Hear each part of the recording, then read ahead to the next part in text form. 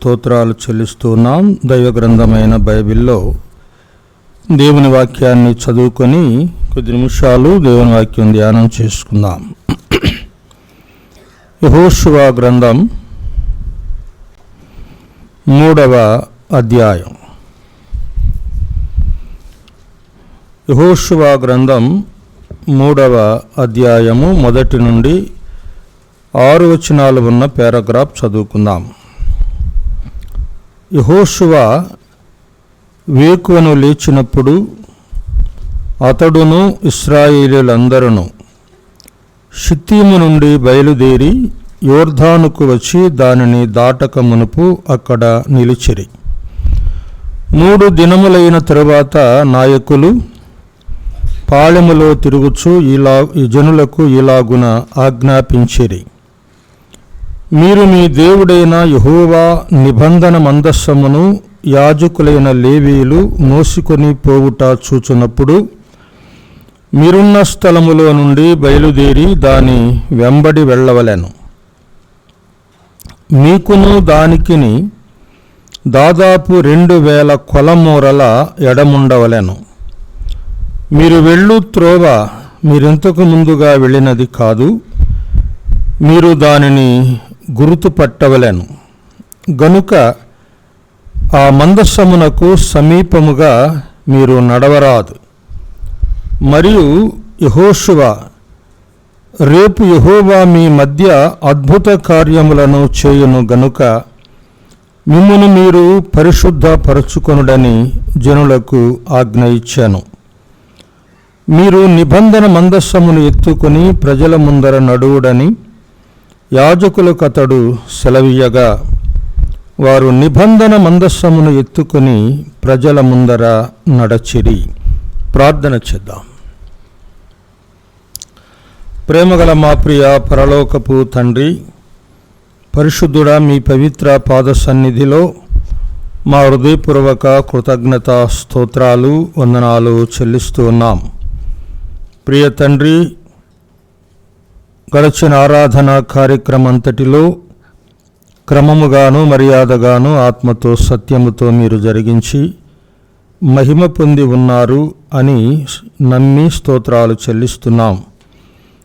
చేరువచ్చిన పరిశుద్ధులను సోదర సోదరీలను దీవించి ఆశీర్వదించండి. చదవబడిన లేఖన భాగమును దీవించండి. మీ పక్షముగా నిలిచిన వారిని మరుగుపరచి ఈ నామానికే మహిమకరముగా మీరు మాట్లాడి మా ఆత్మల సేద తీర్చమని ప్రార్థన చేస్తున్నాం. ప్రియ ప్రభువా, మహిమ ఘనత ప్రభావాలు మీకు ఆరోపిస్తూ మా ప్రాణప్రియుడు రక్షకుడైన యేసు ప్రభు ఘనమైన నామమున ప్రార్థన చేసి వేడుకుంటున్నాము తండ్రి, ఆమేన్. ప్రభునందు ప్రియమైన సోదరి సోదరులారా, దేవుని మహాకృపను బట్టి మరొకసారి మీతో కూడా ప్రభును సేవించి ఆరాధించడానికి ప్రభు నాకు ఇచ్చిన ఈ మంచి సమయం కొరకై మొదట దేవునికి స్తోత్రాలు చెల్లిస్తున్నాం. దైవ గ్రంథమైన బైబిల్లో మనం దేవుని వాక్యాన్ని చదువుకున్నామండి. కొద్ది నిమిషాలు దేవుని వాక్యాన్ని ధ్యానం చేసుకుందాం. యెహోషువ గ్రంథం 3వ అధ్యాయము 1 నుండి 6 వచనాలు ఉన్న పారాగ్రాఫ్ చదువుకున్నాం.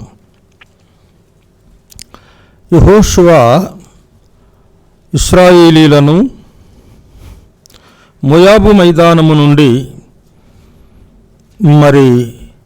యోర్దానును దాటించి వాగ్దాన దేశమైన కనానులో ప్రవేశింపకముందు దేవుడు యెహోషువతో కొన్ని సంగతులు సెలవిచ్చాడు. నా సేవకుడైన మోషే మృతి పొందాడు కనుక నీవు లేచి ఈ జనులను యోర్దాను దాటించి నేను ఇశ్రాయేలుకి ఇచ్చున్న దేశానికి తీసుకుని వెళ్ళు అని యెహోషువతో దేవుడు మాట్లాడాడు. 40 సంవత్సరాలు మోషే ఇశ్రాయేలీయులను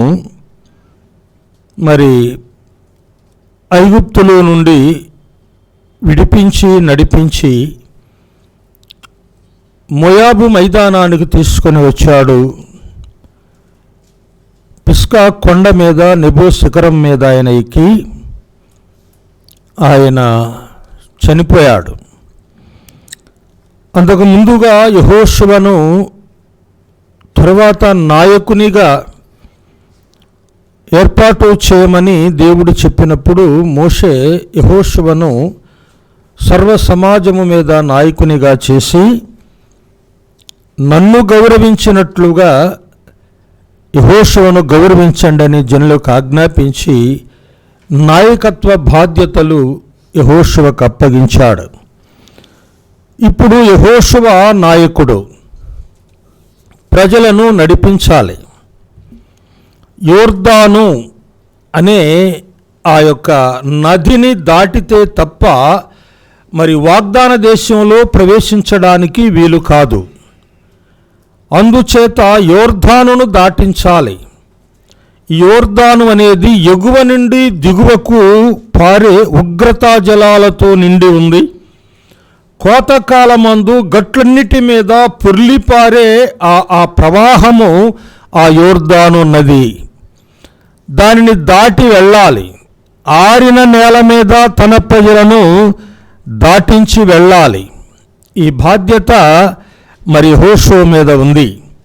దాటించాడు, యోర్దాను దాటించాడు, కనాను దేశములో ప్రవేశింపచేశాడు. అయితే మోషే 40 సంవత్సరాలు వారిని నడిపించిన యోర్దాను మాత్రం దాటించలేదు. యోర్దాను అనేది మరణాన్ని చూపిస్తూ ఉంది. యోర్దాను అనేది మరణాన్ని చూపిస్తూ ఉంది. ధర్మశాస్త్రము మరణములో నుండి జీవములోనికి దాటించడానికి ధర్మశాస్త్రము చేత కాలేదు. ధర్మశాస్త్రము ఒక పాపిని మరణములో నుండి జీవములోనికి దాటించే శక్తి ధర్మశాస్త్రానికి లేదు. యేసుక్రీస్తు ప్రభువే మరణములో నుండి జీవములోనికి దాటించగలిగినవాడు. మోషే ధర్మశాస్త్రానికి గుర్తుగా ఉంటే యెహోషువ మన ప్రభువైన యేసుక్రీస్తుకు ముంగుర్తుగా ఉన్నాడు అనేది మనకి ఇక్కడ అర్థమవుతా ఉంది. సరే, ఇక్కడ మనం చదువుకున్న భాగంలో 3వ అధ్యాయం 1 నుండి కొన్ని వచనాలు 6 వచనాలు మనం ధ్యానం చేసుకుందాం.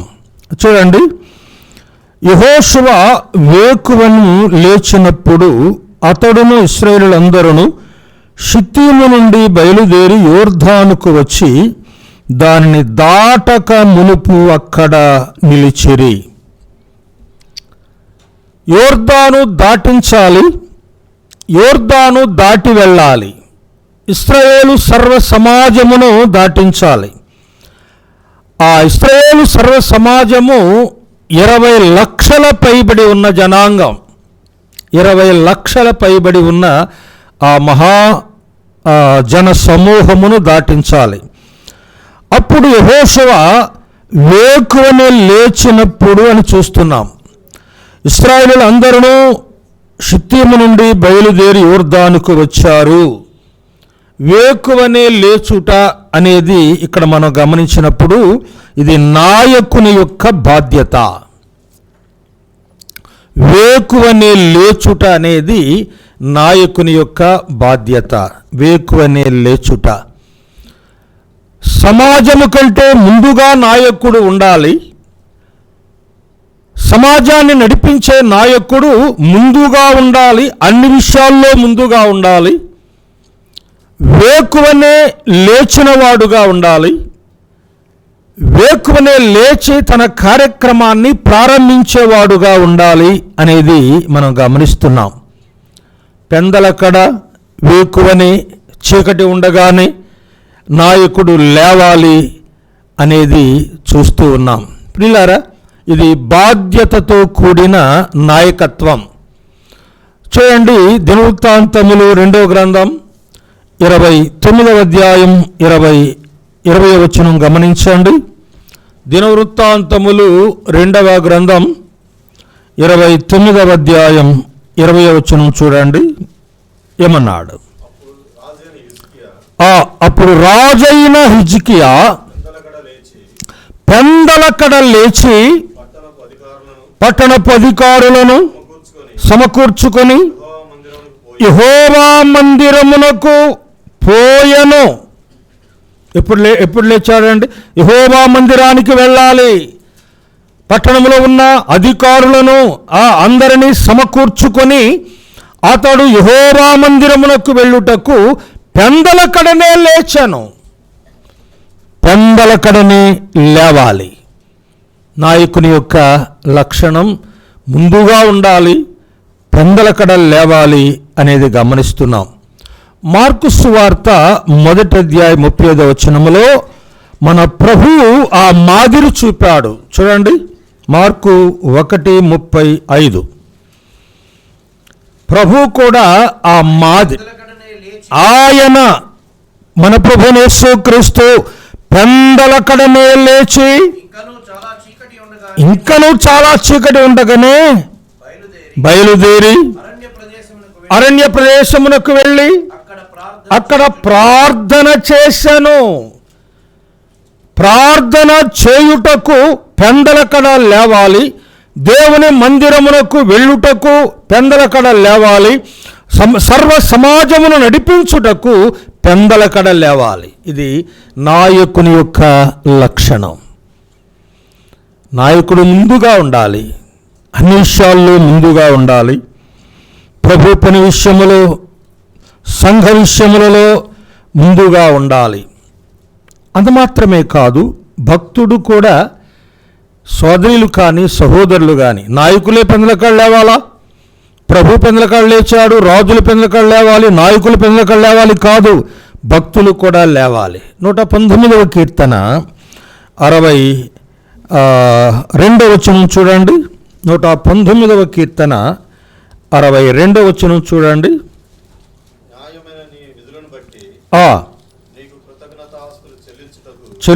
నీకు కృతజ్ఞతాస్తుతులు చెల్లించుటకు అర్ధరాత్రి వేళ నేను మేల్కొనువాడను.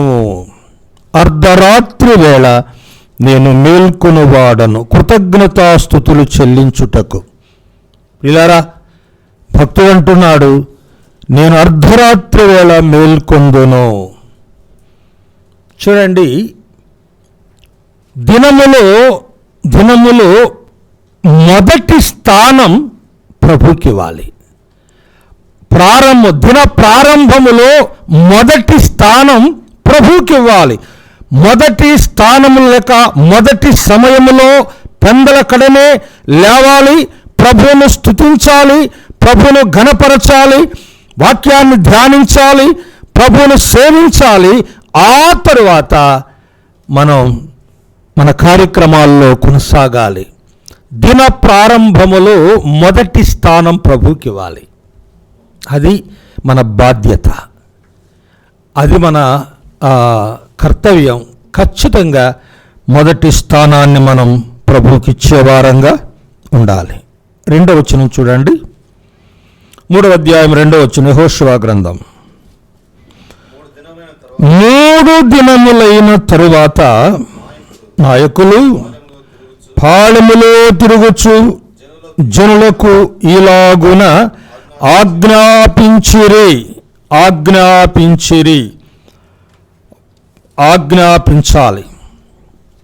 ఆజ్ఞ. ఇప్పుడు 3 దినములైన తరువాత నాయకులు పాళెములో తిరుగుచు జనులకు ఇలాగు ఆజ్ఞాపించిరి. ప్రభు ఆజ్ఞ. ప్రభు ఆజ్ఞాపించాడు. ఆయన ఆజ్ఞను మనం శిరసా వహించాలి. ఏమని ఆజ్ఞాపించాడు? 3వ వచనములో, మీరు మీ దేవుడు యెహోవా నిబంధన మందసమును యాజకులైన లేవీయులు మోసుకొని పోవుట చూచున్నప్పుడు మీరున్న స్థలములో నుండి బయలుదేరి దాని వెంబడి ఆజ్ఞాపించాడు. యెహోవా నిబంధన మందసము వెంబడి వెళ్ళండి అని ఆజ్ఞాపించాడు. ఇది దేవుని ఆజ్ఞ. యెహోవా నిబంధన మందస్సం ముందెళ్తా ఉంది. ఆ మందస్సము వెంబడి వెళ్ళాలి. విశ్వాసమునకు కర్తయు దాని కొనసాగించువాడునైన యేసు వైపు చూచుచు మన ముందున్న పందెపు రంగములో ఓపికతో పరిగెత్తుదాము. ఆజ్ఞాపించాడు. ఆయన ఆజ్ఞను శిరస వహించాలి, నిబంధన మందస్సము వెంబడి వెళ్ళాలి అని. 5వ వచనం చూడండి. 5వ వచనంలో నేను చదువుతాను. మిమ్మును మీరు పరిశుద్ధ పరచుకొనుడని జనులకు ఆజ్ఞ ఇచ్చాను. మిమ్మును మీరు పరిశుద్ధ పరచుకొనుడని జనులకు ఆజ్ఞ ఇచ్చాను. ఇది ఆజ్ఞ. యెహోవా నిబంధన మందస్సు వెంబడి వెళ్ళాలంటే ఎలా వెళ్ళాలండి? పరిశుద్ధత కలిగి వెళ్ళాలి, పరిశుద్ధ పరచుకొని వెళ్ళాలి. ఇష్టానుసారంగా కాదు, లోకములో ఉండి కాదు, లోకాశలతో కాదు, శరీరచ్చలతో కాదు.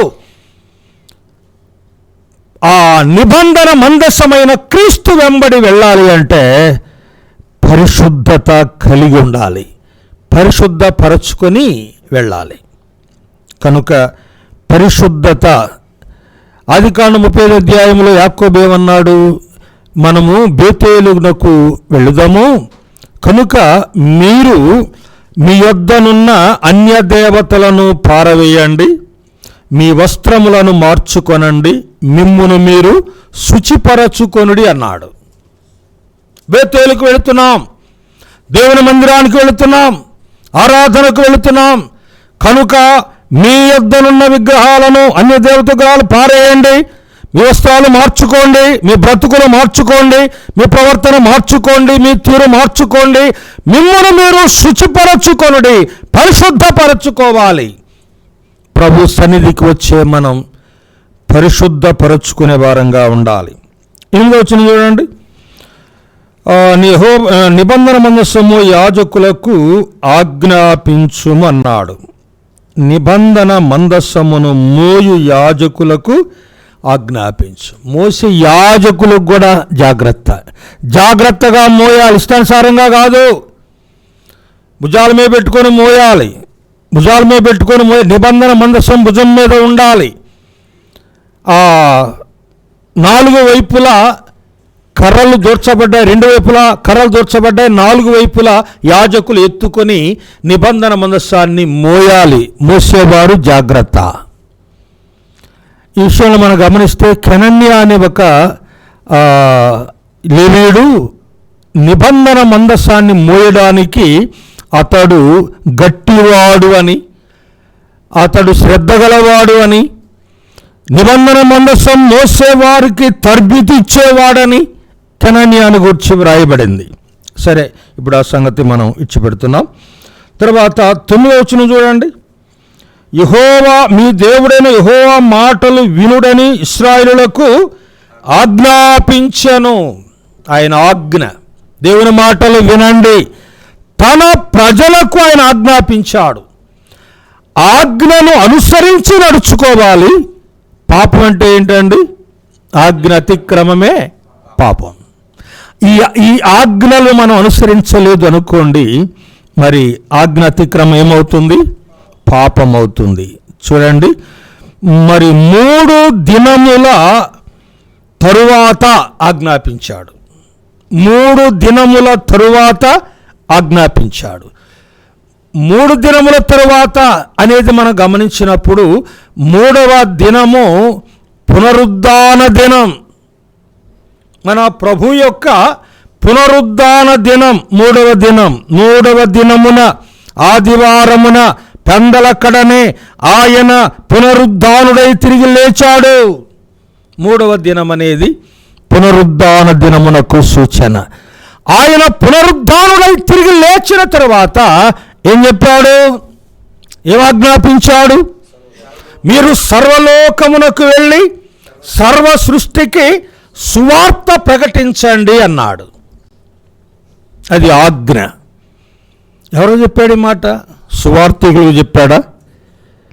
పెద్దలకు చెప్పాడా? పరిచారకులకు చెప్పాడా? నాకేం చెప్పలేదు అనుకోవద్దు, ప్రతి ఒక్కరికి చెప్పాడు ఆయన. ఆయన పిల్లలమైన మనం, ఆయన సేవకులమైన మనం, సేవకురాండ్రమైన మనం, ఆయన ఆరాధించే మనం, ప్రతి ఒక్కరితో చెప్పిన మాట మీరు సర్వలోకానికి వెళ్ళి సర్వ సృష్టికి సువార్త ప్రకటించండి అని. ఆయన పునరుద్ధానుడై తిరిగి లేచిన తరువాత ఆయన ఆజ్ఞాపించాడు. అయితే ఆయన ఏమేమి ఆజ్ఞాపించాడు అంటే అపొస్తలుల కార్యం 17వ అధ్యాయం 30వ వచనములో ఏమన్నాడు? అపొస్తలుల కార్యం 17వ అధ్యాయం 30వ వచనం, ఆజ్ఞాన కాలమున దేవుడు చూచి చూడనట్టుగా ఉండేను. ఇప్పుడైతే అందరూ అంతటను మారు మనస్సు పొందవలనని మనుష్యులకు ఆజ్ఞాపించాడు. అందరికీ సర్వలోకములో ఉన్న మానవాళి అందరికీ ఆయన ఆజ్ఞాపించాడు. ఏమని ఆజ్ఞాపించాడు అంటే అందరూ అంతటను మారు మనస్సు పొందాలి. మారు మనస్సు పొందకపోతే సిలోయములో గోపురము పడి చనిపోయిన 10 నెనమండ్రుల కంటే మీరు నీతిమంతులు అనుకుంటున్నారా? మీరును మారు మనస్సు పొందకపోతే అలాగునే నశించెదరు అన్నాడు. మారు మనస్సు పొందకపోతే వచ్చేదేమి? నాశనం. ఆయన ఆజ్ఞాపించను.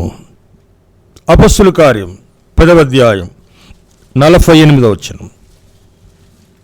అపొస్తలుల కార్యం 10వ అధ్యాయం 48వ వచనం ఏమన్నాడు?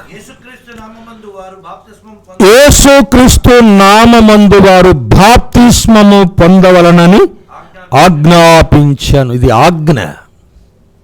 ఆజ్ఞ. ప్రియులారా, నేనేం పాపం చేయలేదండి, నేను చాలా నీతిగా ఉంటాను, ఎవరి సొమ్ము నేను ఆశించను, ఎవరిని అన్యాయంగా మాట్లాడను, దాన ధర్మాలు చేస్తాను, మంచిగా జీవిస్తాను, నా హృదయంలో ఏ కల్మషం ఉండదు, నాలో ఏ కపటం ఉండదు, నేను చాలా యోగ్యంగా ఉంటాను అని చెప్పుకునేవారు ఉన్నారు. ఉండడం మంచిదే, కాదనడం కాదు. కానీ అంత మాత్రము చేత నీకు రక్షణ లేదు. మారు మనస్సు అనే ఈ ఆజ్ఞను అనుసరిస్తేనే తప్ప, బాప్తిస్మం అనే ఈ ఆజ్ఞను అనుసరిస్తేనే తప్ప నీకు రక్షణ లేదు. మారు మనస్సు పొందితేనే రక్షణ, నమ్మి బాప్తిస్మము పొందితేనే రక్షణ. కనుక ఈ ఆజ్ఞను తప్పక అనుసరించాలి. ఆ తర్వాత లూకాసు సువార్త 5వ అధ్యాయం 13వ వచనం చూడండి. లూకాసు సువార్త 5వ అధ్యాయం 13వ వచనం. వానిని ముట్టి నాకిష్టమే, విడిచెను. ఆయన ఎవనితోనూ చెప్పకుము, వారికి సాక్షార్థమై నీ దేహమును యాజకునికి కనపరుచుకొని నీవు శుద్ధుడవైనందుకు మోషే నియమించిన కానుకను సమర్పించుకొనుమని ఆజ్ఞాపించెను. నీవు శుద్ధుడవైనందుకు, నీవు రక్షణ పొందినందుకు, నీవు పరిశుద్ధుడవైనందుకు, నీ విశ్వాసులైనందుకు, పరలోక పట్టణ పౌరుడవైనందుకు, చనిపోతే ప్రభు దగ్గరకు వెళ్ళుటకు ఆ అర్హత యోగ్యత కలిగినందుకు నువ్వేం చేయాలా? మోషే నియమించిన కానుక సమర్పించుకొనుమని ఆజ్ఞాపించెను. ఇది ఆజ్ఞే. ప్రభు ఇచ్చిన భాగములో ప్రభు భాగం ప్రభుకి ఇవ్వడం ఇది ఆజ్ఞే. ఇది అతిక్రమిస్తే పాపం అవుతుంది. ఇది ఆజ్ఞే, ప్రభు చెప్పిన ఆజ్ఞ. ఇది చాలామంది ఈ విషయంలో తప్పిపోతున్నాం. కాదండి, ప్రభు చెప్పిన ఆజ్ఞల్లో ఒక్కటి కూడా తప్పిపోకూడదు. ప్రభు భాగం ప్రభుకి ఇచ్చేది ఎంతైనా అవసరం. ప్రభుకి ఇస్తున్నామా, ఇవ్వడం లేదా, తప్పిపోతున్నామే ఒకసారి ఆలోచన చేయండి. మోషే నియమించిన కానుకను ఆయనకు సమర్పించాలి. ఆ తర్వాత యోహాను సువార్త 13వ అధ్యాయం 34వ వచనం చూడండి. ప్రభు ఇచ్చిన ఆజ్ఞ,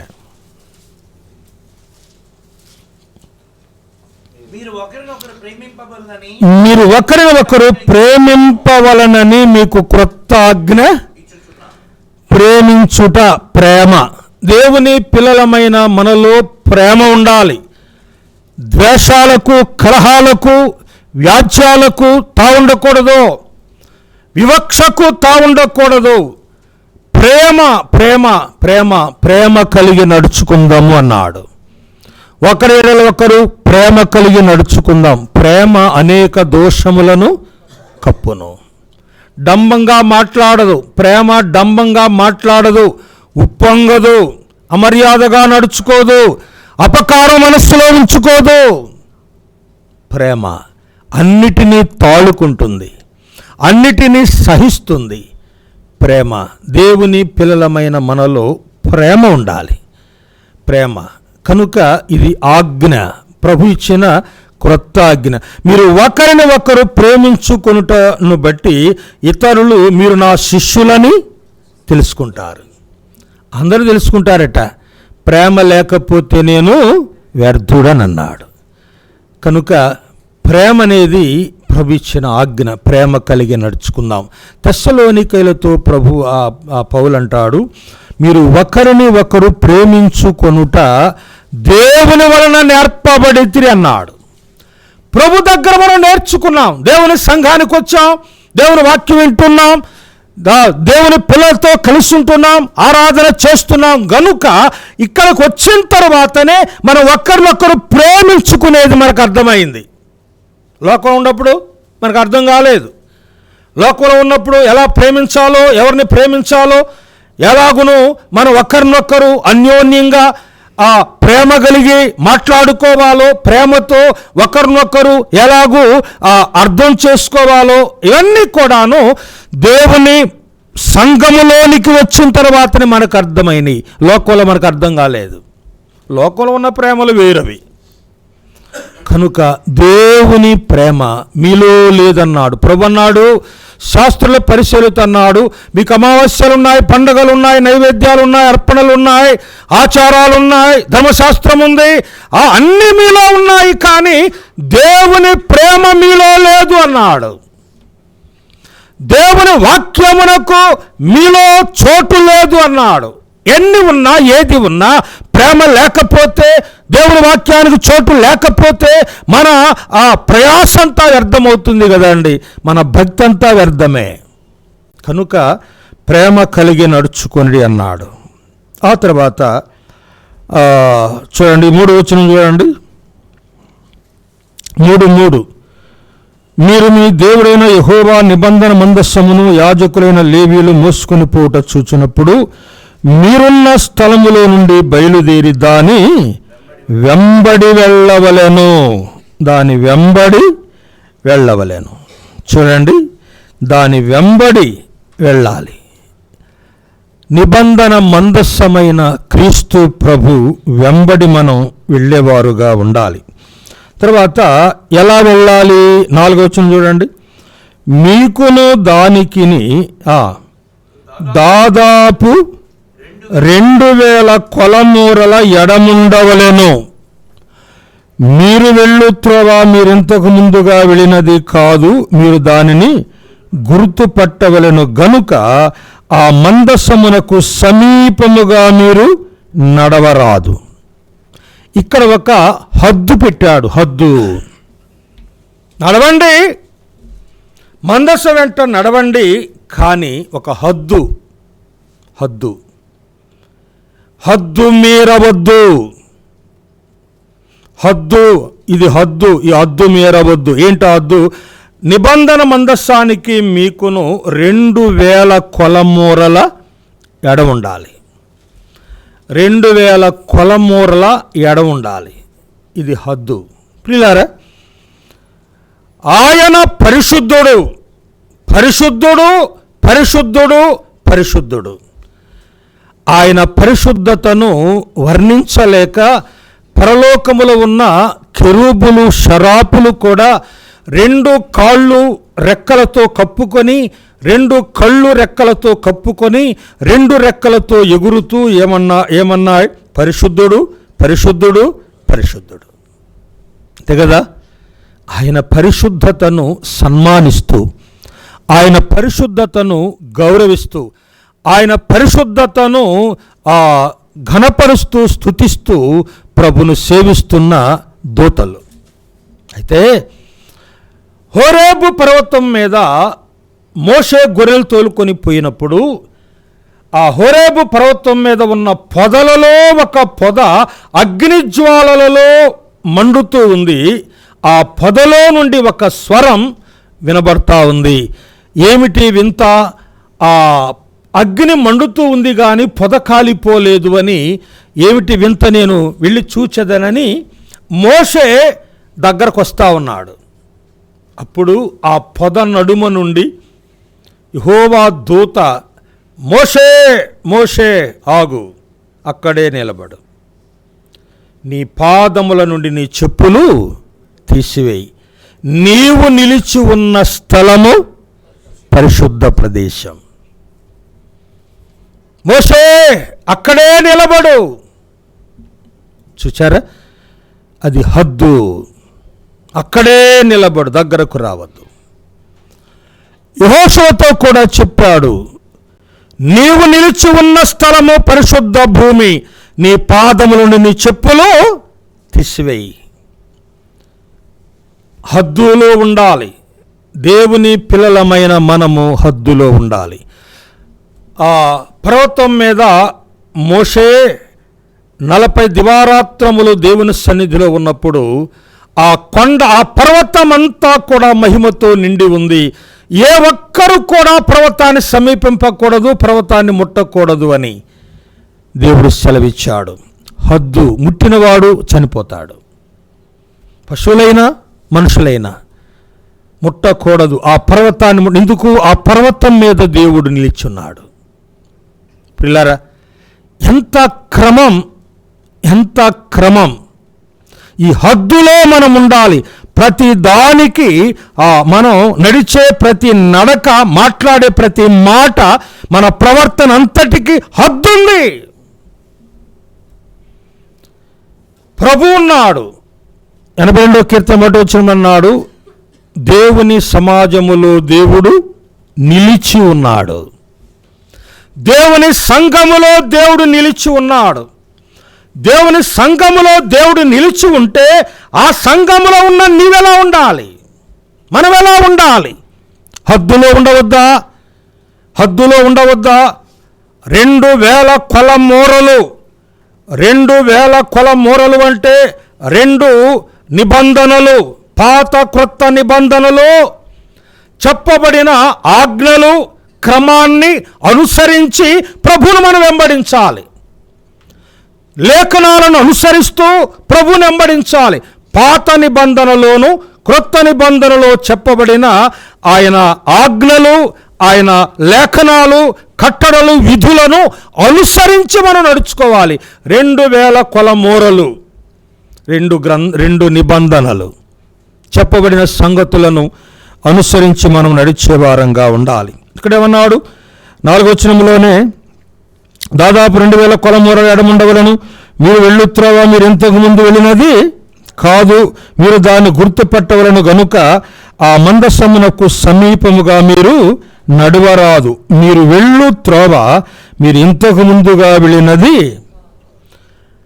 అంటే మీరు వెళ్ళే త్రోవ క్రొత్త మార్గం, జీవ మార్గం, రక్షణ మార్గం, పరిశుద్ధ మార్గం, రాజమార్గం, అపవిత్రులు పోకూడని మార్గం. ఏ మార్గం అంటే ఇది? క్రొత్త మార్గం.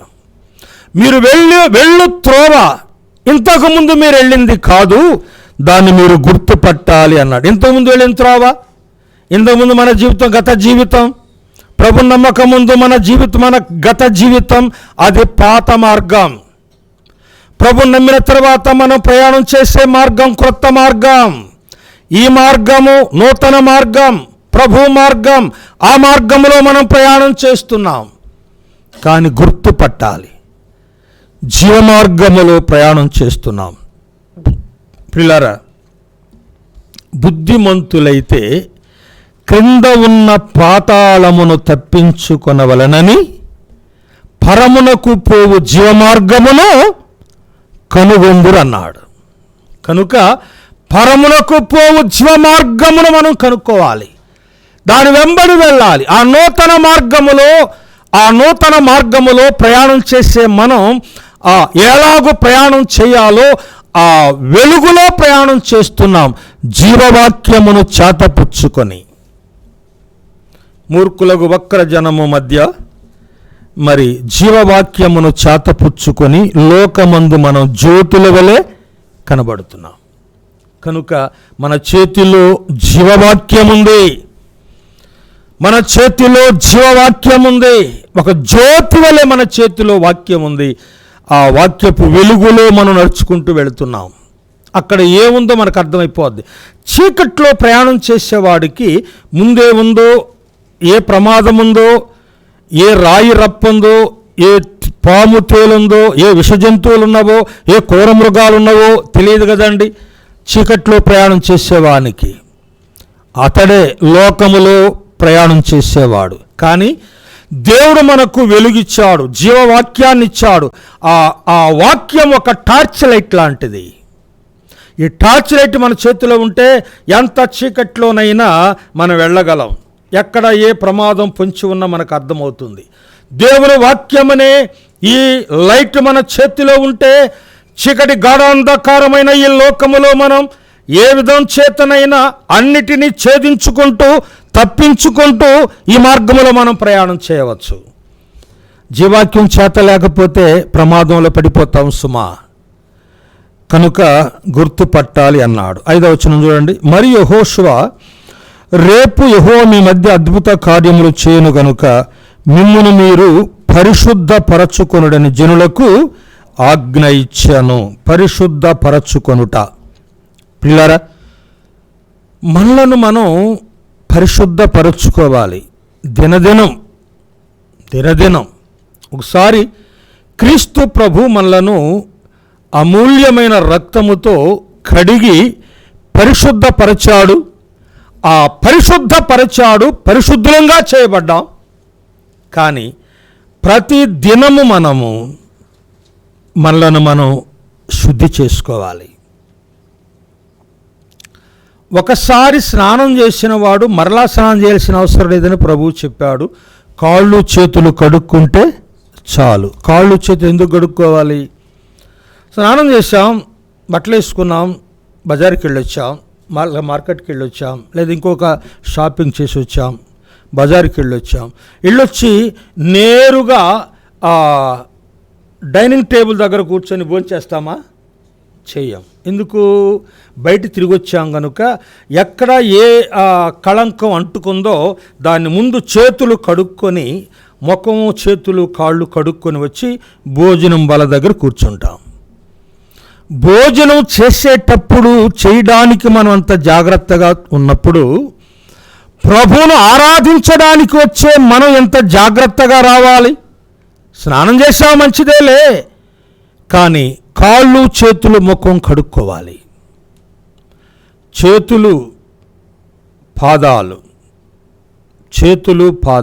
ముఖం ఇవి కడుక్కోవాలి. వాక్యమనే ఉదకముతో కడుక్కోవాలి, సరిచేసుకోవాలి. ముఖంలో ఏమున్నాయి? కళ్ళున్నాయి, నోరుంది, చెవులున్నాయి. కళ్ళు, నోరు, చెవులు కల్మషమైనవేమో, కళంకమైనవేమో వాక్యముతో వాటిని కడుక్కోవాలి. చేతులు మన యొక్క ప్రవర్తన విషయములో కళంకమైనవేమో కడుక్కోవాలి. కాళ్ళు నడత విషయములో మలినమైనవేమో వాటిని కడుక్కోవాలి. ప్రతి దినము కడుక్కోవాలి. ప్రతి క్షణము మనం ప్రభుని ఆరాధించడానికి వచ్చే ప్రతి సమయమందు మనం శుద్ధి చేసుకోవాలి, శుచిపరుచుకోవాలి. యోహాను సువార్త 12వ అధ్యాయములో ఆ మాటలు చెప్పబడ్డాయి. కనుక ప్రియులారా, మనలను మనం పరిశుద్ధపరచుకొనుట ఆవశ్యకమని చూస్తున్నాం. 6వ వచనం చూడండి. 3వ అధ్యాయం 6వ వచనం. మీరు నిబంధన మందస్సమును ఎత్తుకొని ప్రజల ముందర నడువుడని యాజకులకు అతడు సెలవీయగా వారు నిబంధన మందస్సము ఎత్తుకొని ప్రజల ముందర నడచిరి. ఎవరో యాజకులు యెహోవా నిబంధన మందస్సాన్ని ఎత్తుకొని ప్రజల ముందర నడచిరి. అంటే ప్రజల ముందర నడుచుట అనేది మాదిరికరమైన జీవితాన్ని చూపిస్తూ ఉంది. యదా రాజా తదా ప్రజః అన్నారు. రాజు ఎలాంటివాడో ప్రజలు కూడా అలాంటివాడే. యదా గురు తదా శిష్య, గురువు ఎలాంటివాడో శిష్యులు కూడా అలాంటివారే. నాయకుడు ఎలాంటివాడో ప్రజలు కూడా అలాంటివారే. నాయకుని యొక్క మాదిరి మంచిగా ఉంటే ప్రజలు ఆ మాదిరిని అనుసరించి నడుచుకుంటారు. నీ ఇంటిలో నీవే నీ కుటుంబానికి మాదిరి. కుటుంబ యజమానుడా, నీ కుటుంబంలో నీవు ఒక మాదిరి. సంఘములో నాయకుడా, సంఘానికి నీ ఒక మాదిరి.